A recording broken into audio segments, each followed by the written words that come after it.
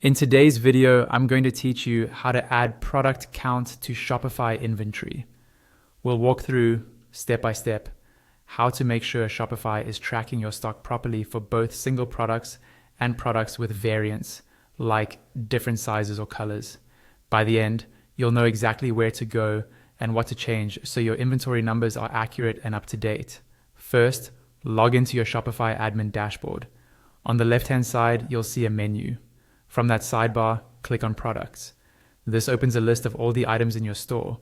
Find the product whose inventory you want to edit and click on its name to open the Product Details page. Once you're inside that product page, scroll down until you see the Inventory section. This is usually below the pricing and product details.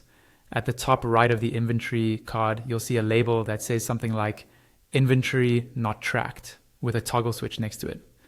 Turn that toggle on so it changes to Inventory Tracked. This tells Shopify to start counting and managing the stock for this product automatically. When you turn on inventory tracking, more options will appear in that inventory area.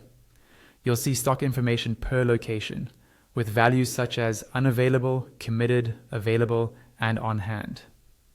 The important one for your product count is available, because that represents the number of items you can actually sell. Click the drop-down arrow or field under available. This will let you edit the quantity. Enter the correct stock amount that you currently have on hand for that product. Take a moment to double check the number so it matches your physical inventory. When you're done, click Save at the bottom of the drop-down or at the top of the page, depending on your theme, to make sure your changes are stored. Now let's look at products that have variants. Go back to your main products page in the admin. Select a product that has variants, for example, different sizes, colors, or styles. On that product page, scroll down until you see the variants section. You'll see a list of each variant. Click on the specific variant whose stock you want to edit.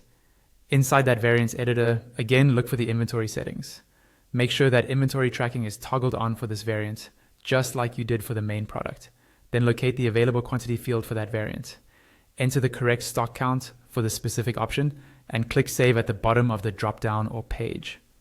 Repeat this for any other variants you need to update, and your Shopify inventory will now accurately reflect your product counts.